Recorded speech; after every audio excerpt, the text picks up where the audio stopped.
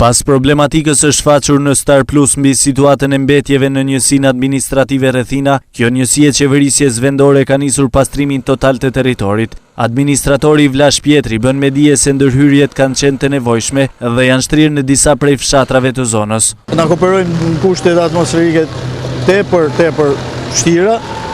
Është një ndër pikat e zeza që kena pak në tërsa që kooperojmë 2-3 herë në muaj që pasojmë. Faktikisht akumulohen meti edhe për jashtë rrethinave që na i bin sot është pasru.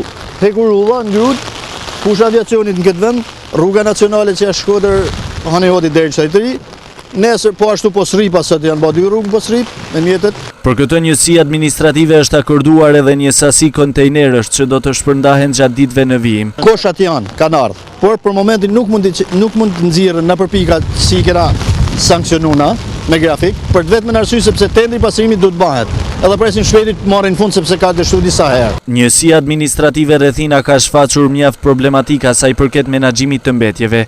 Nevojë urgjente në këtë njësi paraqet vendosja e koshave.